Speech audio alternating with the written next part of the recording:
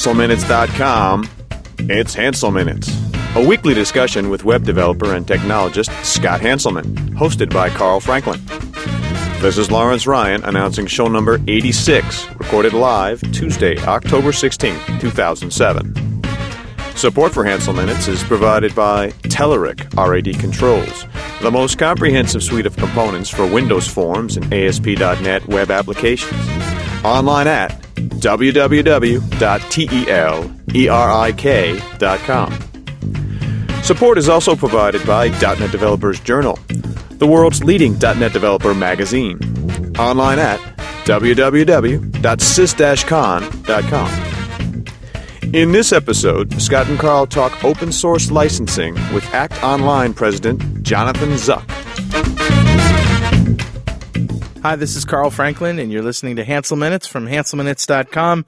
I'm here with Scott Hanselman and his guest, Jonathan Zuck, our good buddy. Hey, Jonathan, how are you? Hey, man, it's great to be here. Hi, Scott. How's it going? Well, what are we talking about? Patent technology? Patent law? Well, a lot of people have been asking that we do a show on open source licensing, and a lot of people have been emailing me with questions like, I've got some software and I want to put it out there in the world. So then I started to do a little research and realized that this was a way bigger topic than I could handle myself. And then I realized that our buddy Jonathan here would be the best guy to talk to us about this. So Jonathan, tell us about the organization that you work for and you know what you did before and what you do now. Sure. Well, most of my professional history is as a software developer. Some commercial software, but a lot of custom software built for large government agencies and big companies like American Express and Freddie Mac. But the last few years, I've been involved in an organization called the Association for Competitive Technology, which is an IT industry trade association based in Washington and now also in Brussels. That kind of fights for the rights of small businesses in the public policy arena. So I've gone from programming to being a defender of programmers. Okay. So, gosh, why? What caused you to get into the whole DC thing? I assume you have to put on a suit and go to Capitol Hill? I know, it's kind of funny. I've been in Washington since graduate school in 1987 and regarded for many years the White House and the Capitol building is just part of the Smithsonian, right? You know, the Capitol building was this place with a dome that if you stood on opposite ends of it, you could hear each other whisper. And if you got a special pass, you could go see, you know, statesmen debating about stuff. And none of it had any relevance to our day-to-day lives, especially, you know, entrepreneurs in the tech field. But increasingly, the decisions that are being made in Washington and Brussels and around the world are starting to have a real impact on businesses large and small in the technology sector. And so I thought it was time to be a part of having an impact beyond just my own business. Now, you started teaching the lawmakers about things that they clearly knew nothing about when they were trying, especially when Microsoft was in hot water the first time, and they would get up in front of juries and try to be technical, and they really had no idea what they were saying. So you were educating them. If you think about it, laws are mostly made by people that are having to deal with all kinds of different issues. So, you know, they've just had a meeting about labor statistics, and then suddenly you come in to talk to them about some sort of technology policy, and it's enough to make your head explode, I'm sure. Yeah. I mean, for the most part, we're talking about people that have just about managed agricultural policy. So to talk about, you know, web browsers and service-based architectures and the implications for cross-border commerce, for example, it's a tall order to get them to understand it. So my gift of persistence and metaphor, I suppose, has served me well in communicating with people whose day-to-day jobs don't involve technology. Just out of curiosity, are there any congressmen or U.S. congressmen or U.S. senators that are technical or like maybe, you know, closet geeks that we don't know about? Have you met any that are that surprised you and immediately start talking tech and you realize that this guy's running his own home server and he's got his whole house wired? Isn't David Rockefeller kind of a geek? Yeah, there's certainly a number of hidden geeks on Capitol Hill. There's no question. I mean, there are entrepreneurs who, like me, have built businesses and then have decided to go on to try and impact something beyond their own customer base. I mean, Darrell Issa, for example, is the inventor of the Viper car alarm system, right? And And so he comes to the Congress with a real technology and engineering background and gets these issues very quickly. And then there's other people that just sort of naturally think along those lines and are just early adopters of technology and are excited by the benefits it can bring to, their websites and their campaigns, et cetera. And that early involvement, mainly by younger members of Congress, makes them a little bit more technology savvy up front. So how much are you involved in open source licensing and as it relates to companies deciding to open source something or possibly defending themselves against an open source thing? I mean, it's kind of a broad question, but a lot of people want to get software out there, but at the same time, They want to kind of put their thumb on it like a chess piece, just in case they want to do something with it in the future. I mean, I think that's probably a good categorization of the place that a lot of entrepreneurs find themselves. A lot of the work of ACT has to do with public policy and the laws surrounding the technology industry, but there's a whole different side, if you will, to the industry, which is sort of how it exists with itself and the kinds of agreements and contracts that exist between industry partners and between innovators and their customers. And it's certainly nothing new. I mean, all three of us are old enough to have created shareware, for example, which was another type of license for your software. I mean, I remember getting a game once, and he created a license he called Smileware, where all he asked in return for his software was that you send him a postcard saying how much you enjoyed it. So, I mean, a lot of creative licensing is certainly not a new concept. I never even got a postcard for my shareware. Shareware, I think different people had mixed success with that. In some ways, I think shareware, the degree to which shareware enjoyed some success back in the late 80s and early 90s, was actually a function of the work done by organizations like the Business Software Alliance and the Software Publishers Association to do sort of like software audits inside of large organizations. I remember I created a little utility for printing your screen to LaserJet and Epson printers. It was sort of like graphics.com, but with better printer support. And I put it up there and I said, well, if you like it, send $5, right? And 10,000 people downloaded it, and I would say that maybe 15 people sent $5, right? And it made me wonder that maybe I should have put this software out under a different license. But what saved the day was that Merrill Lynch called. And Merrill Lynch had probably just been through or had a colleague just be through a big time software audit. And so their question was, we want to pay for this and we want to know what it costs for an organization wide license. So I would just throw out a number like, well, $5,000. And they'd be like, okay. And I'm like, per department, I meant, and so you end up with those kinds of negotiations, that are a function of working in a world in which large businesses are creating legal precedents, that we all benefit from, because otherwise the shareware model had some critical flaws. I think today, with the sort of resurgence and formalization, if you will, of a concept of free and open source software, and how this religion has sort of commingled with some industry players that have seen benefits to investing, has created a lot more visibility for alternatives to commercial licensing, right? So those alternatives have always existed, but I think now they're getting a lot more attention. And so people are looking at trying to figure out how they can ride this wave, how they can gain the benefits of a lot of people looking at their source code, for example, or the wide distribution associated with making their software free, and maybe gaining their benefits elsewhere. And so I think that's why Scott's getting more and more of these questions about, well, if I want to put out a piece of software, what sort of license should I use? It seems like there's a couple of different categories of this kind of thing. I mean, there's the I want credit for having done it, but as far as other than that, just keep my name in the source somewhere so that people know I did it. And then there's the this is for reference, right? Like the new reference license at Microsoft, Scott, where you can look at the code, but you really can't do anything with it other than use it as a learning tool. What are some of the major categories of open source licensing software? Because open source licenses, rather, because there's hundreds of different licenses, right? Yeah, sure. There's an organization, in fact, called the Open Source Initiative, or OSI, that has attempted to compile all of these different open source licenses, and they've attempted to bless licenses that can call themselves open source. And in some respects, I think that's far less important to the typical entrepreneur or innovator that their license be blessed by some organization than that it meet their needs, right? And everybody has sort of individual needs for a particular software license that they might offer their product under. If you think about software licensing, it's kind of a continuum. On the one side is the public domain license that basically says that I want to make this software available to the world, to the community, and I don't want anything in return, and I don't want any responsibility for it either, but it's just free to use any way that you want to use it.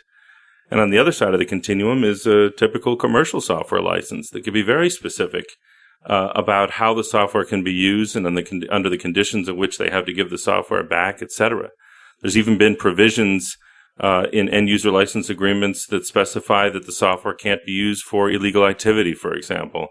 So there's on a commercial license, on a full-blown commercial license, there can be an awful lot of requirements and specifications as to how that software can be used.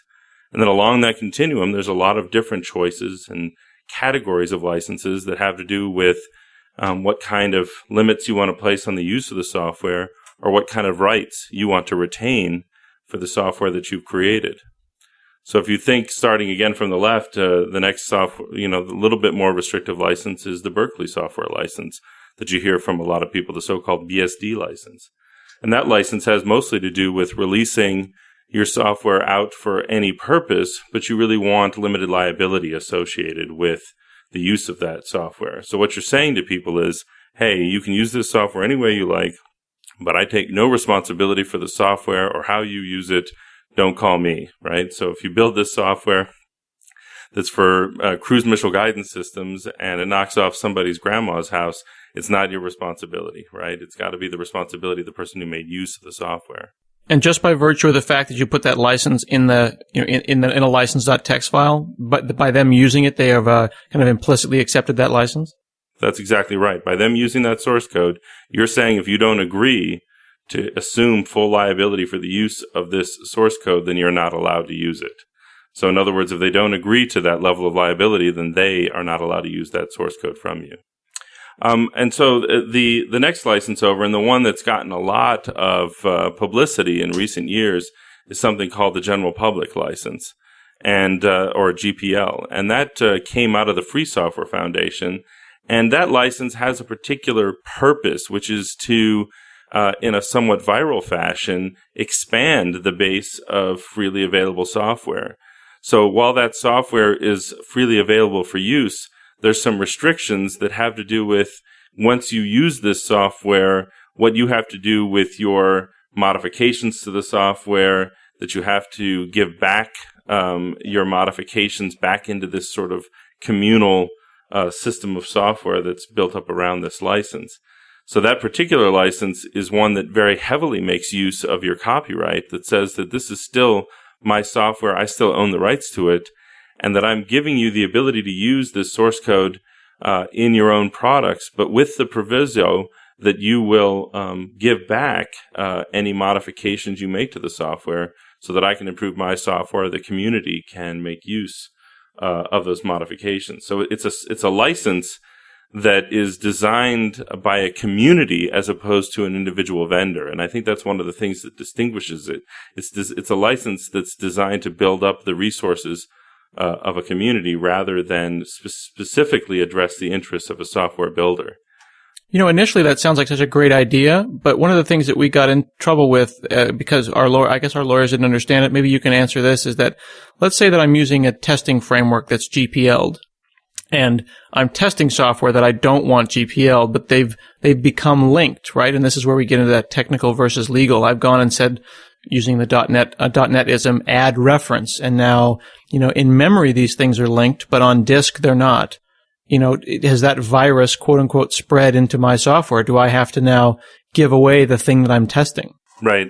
And I think that's the, I think that's one of the issues, and in fact, that is the reason that they developed something called the Lightweight GPL, or LGPL, was to facilitate the coexistence of GPL and non-GPL software if that software wasn't specifically integrated. In other words, if you redistribute a piece of software in which you have incorporated actual source code from a GPL, code base, then your code essentially becomes GPL source code.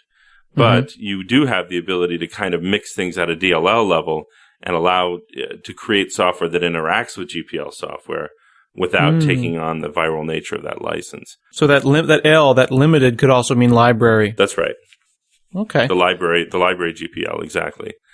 And then the other license that's becoming popular in the commercial space is a so-called reference or shared source license, which is designed by commercial software vendors to get at some of the advantages that are enjoyed by the availability of source code without really releasing any of their rights. In other words, under a license like that, you have the ability to look at source code. You have the ability to incorporate the source code into your debugging process, for example. You're allowed to use the source code to create software that better interoperates with this existing software, but you haven't been granted any rights to modify the source code or to redistribute it under your own name, for example, the way that you can under a GPL license. So that's still really largely a commercial software license, but the source has been opened up in such a way that it's made available for your viewing and to be helpful to you, but it's not designed to allow you to create a competitive product and redistribute that under your own name. And so as you start further down that continuum, it becomes more about your own intellectual property and your ability to protect how that software gets used downstream. And that's what you're getting into when you get into a real commercial license. Now, one of the licenses that you haven't mentioned yet that I see more and more, and perhaps it's more of a media license, but I'm seeing it in source as well, this is Creative Commons? That's exactly right. Lawrence Lessig saw a lot of the same phenomena, a lot of the questions that you're asking or that you're saying people are asking you about how they should release their software have been asked in the creative community for a long time. In other words, if I'm an author or a musician and I want to make my music available for nonprofits, for example, for free, but I want for people that are making money off the music to have to pay me, or I want to make my music available to anybody to listen to, but I don't want them to be able to modify it and make it into their own music, etc. So there's all these different sort of permutations of what people would like to do to more creatively get their own content out, to the public. And, historically, you've had to go through publishers, either music publishers or book publishers. And so Lawrence Lessig created something called the Creative Commons, which is really a set of licenses designed for artists to kind of specify in some detail, well, this is okay, but this isn't, and this is okay, but this isn't. So that rather than having to just go with one specific type of commercial CD-based license, you again have a continuum of artistic licenses that are made available to you in relatively layman's terms, so that as an artist, you can put out content in a number of different ways. I actually license the content of my blog under I think it's the Creative Commons attribution license, and then the sample code kind of, I assume, that's a good question, I assume falls within that when I paste code that samples and snippets within that. The entire blog and all of the things found within are under that attribution license, which says use it not for commercial things, but link back to me, make sure that people know that it came from me. I think that's exactly right. I mean, those licenses allow you to specify how you want things that you've written to be attributed to you, and allow you with some fine detail, basically, to say what's okay and what isn't okay. And it's meant to be empowering for artists, as opposed to them just selling their rights over to a publisher and then having them define how that content gets out to the market. I think Creative Commons has been a really exciting project. Now, how much are these just things that people, kind of stamp on a project and it makes them feel good versus something that they could really have backing them up in court? I mean, have these things been challenged? Well, I mean, there are challenges that take place over licenses all the time. I mean, for example, the Free Software Foundation has had legal action against TiVo, for example, because what triggers the viral nature of the GPL is the notion of redistribution of source code. In other words, if I get a copy of OpenOffice and I modify it to create the world's best word processing program that I'm going to use inside of a big bank that I work for example, I don't have to give anything to anybody. Where that viral license comes into play is if I then turn around and decide that I'm going to ship the, I'm trying to come up with a name that isn't a real bank, the Lampshade Bank, office suite, then at that moment, that distribution triggers that viral requirement that I then give all those modifications back into the public. And so, TiVo had an interesting problem where they weren't distributing a version of Linux as a commercial product, but they were distributing a product that used a modified version of Linux. And there was certainly a legal battle surrounding whether that represented redistribution, et cetera. So there are fights that take place in the marketplace that help to define the legality and enforceability of these agreements. But for the most part, they're quite enforceable. If you accept content or software under a particular license, then you're bound by that license. How are these things different than patent disputes? I know Vonage is in trouble right now, I think, with Sprint or Verizon, one of those guys, maybe both. What is the difference between a patent dispute and a licensing dispute? Well, a license is actually a contract between two parties. In other words, you're basically, I'm putting software out under a particular license, and as a customer, you're saying that I'm going to use this software, and in so doing, I'm inferring that you can this license will be enforceable, right? So it represents a kind of contract. A patent is something a little bit more complex, and that's basically a government sanction or a government sanctioned monopoly over a particular technology that says that I've registered this invention, I was the first to invent this, and nobody else can do anything exactly like this. And that's a little more complicated because then you sort of have to go back through the government to see whether or not that gets enforced. It's not something that you sort of enforce directly the way that you do with a license or a contract. So then if I put a license on something, if I come up with a new algorithm, I license it, Creative Commons, a bunch of people use it, and then a year later we find out that it was patented 10 years before, but a bunch of people found it from me and used my license, then what? Well, it's complicated because you're actually licensing something different than they were patenting. They are ultimately patenting the underlying algorithm, the ultimate the idea or invention behind the process that you have in fact implemented via source code. Your license was for your implementation. In other words, if I read in a scientific journal about a new quicksort process or something like that, we can both implement it, in our own code, provided we're not violating a patent, and we could both license our implementations of that invention. So I would have this licensing revenue associated with my implementation, and a patent holder, if you really did violate a patent, could then come to you and say, well, you have your license revenue, but you should have been paying me royalties for my invention as part of the product that you were licensing. And that's exactly what happened to Microsoft in the context of Aeolus in their browser and Alcatel with the MP3 format. So there are issues whereby it's not a question of your license being superseded by a patent, but that any revenues you generate through that license could be subject to some kind of royalty payments to the inventor of the underlying invention that you implemented via source code. Jonathan, I'm always interested in people's thoughts on pricing because, prices is sort of the how can you say it, the lifeblood of any economy, and it's sort of everything in money and everything in the economy comes down to pricing. And I find it very difficult as a developer of software when I've tried to do this to figure out what software is worth. How do I price it? I mean, it all comes down to the price in the license, within the confines of the license. But, I often find that people will price software according to how long it took them to develop it or, what they think it's worth in terms of the actual bits.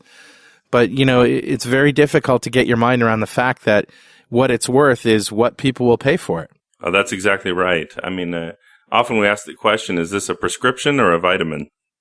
In other words, do I need this to live, or would it just be nice if I had one of these every day? And those kinds of answers are going to dramatically affect your pricing strategy for your product. And very often there's no connection between the level of effort that you put into the development of the product and the value of that product in the marketplace. And to come up with that price, you're going to have to do market research. You're going to have to do some focus groups and get an understanding from people what the criticality of that software might be to their business. And the more critical it is, the more you're going to be able to charge. I think that's really going to just be a function of market research. And you can't base that at all on spitballing based on your level of effort. Well, putting that into the context of open source licensing, it seems like there's a lot of software that people simply aren't willing to pay for.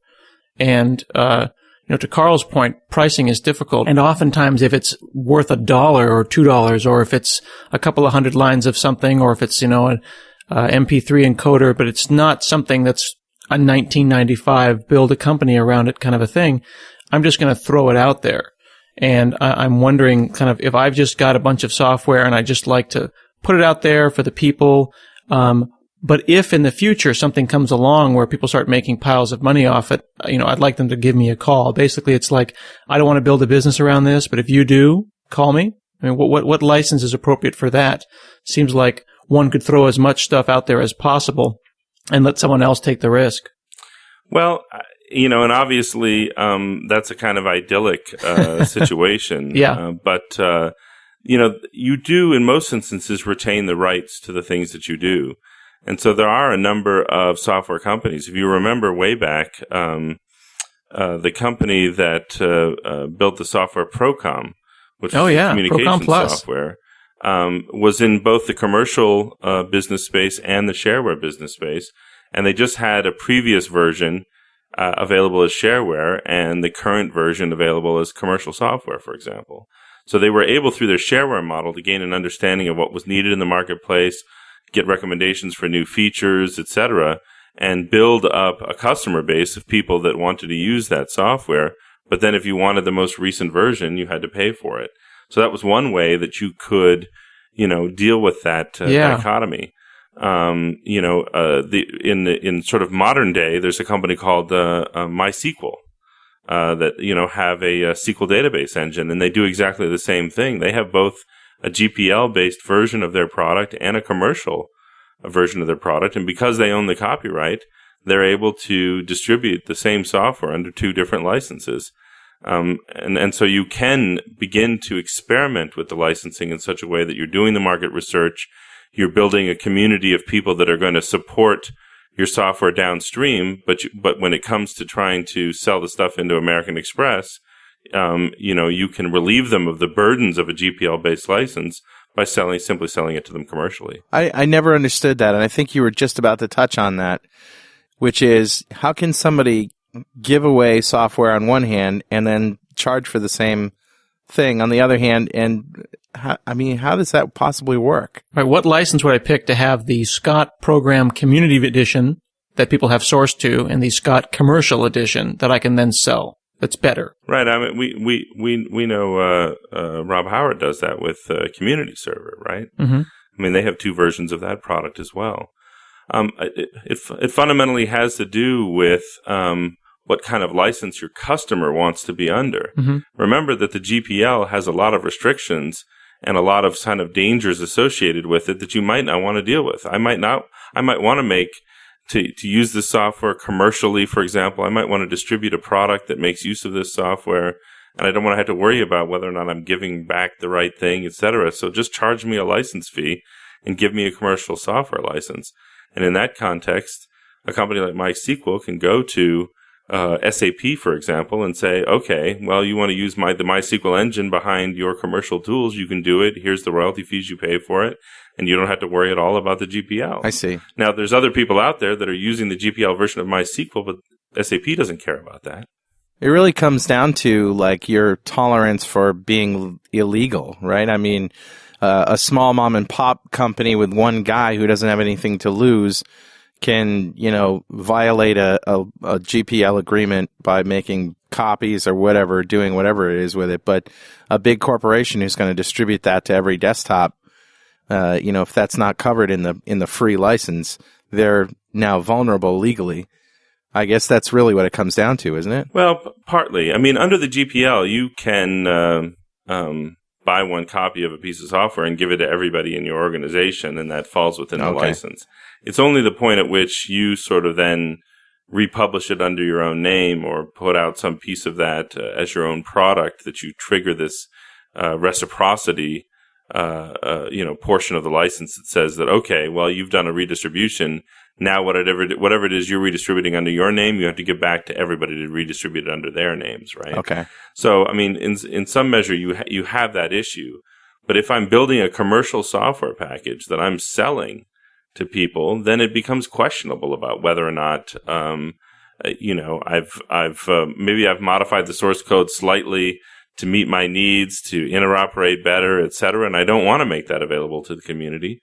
So, like I said, if I'm SAP, I just go to MySQL and say, please give me a commercial software license where I don't have to worry about those things. And the fact that other people have the source code to your database doesn't matter to me as somebody who's really just using the database to power my ERP application. Right. Putting this in the context of something that I know, like working on DOSBlog, the company that Clemens Vaster's, the father of DOSBlog's, Newtelligence, released Newtelligence DOSBlog Community Edition, and that's the one that we work on, and that's the DOSBlog that everyone knows, and I think it's BSD. But they reserve the right to potentially improve it, add some features, not release that source, and they can sell it under a commercial license. And they made us kind of agree to have Newtelligence in the name of the product for the Community Edition. Jonathan, can you give us an example of a software license that didn't work? Like somebody chose the wrong model and it hurt them? Well, I mean, there's a lot of ways to interpret that question, right? I mean, when Netscape started failing in the browser market, they donated their browser over to a nonprofit, their source code over to a nonprofit to build it out as an open source product. And that was called Mozilla. And for, many, many years, that project sort of like collapsed under its own weight and wasn't very effective. But the very nature of that kind of open source license is that ultimately another team were able to take that core technology and develop it into Firefox, which has become a really relevant competitor to explore in Safari in the marketplace. And so, it wasn't right for the Mozilla project in some ways, but it really worked out well for Firefox.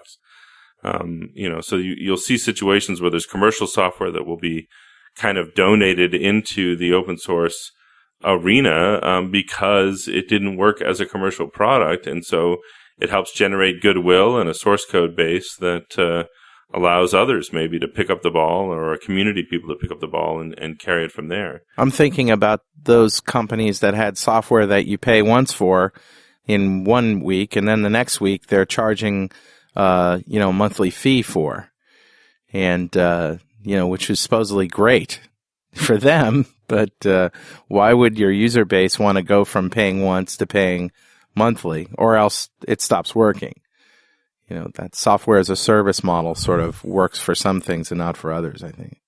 Right. And I guess I don't know of a specific example where something has worked or not worked, but you always have, again, a continuum of possibilities. I mean, do you want to just get automatic updates for a year, or do you want to buy a piece of software that only enables you to get one update and then you have to buy an upgrade, for example? I mean, it sort of depends on what your business model is and the degree to which the vendor is capable of being flexible.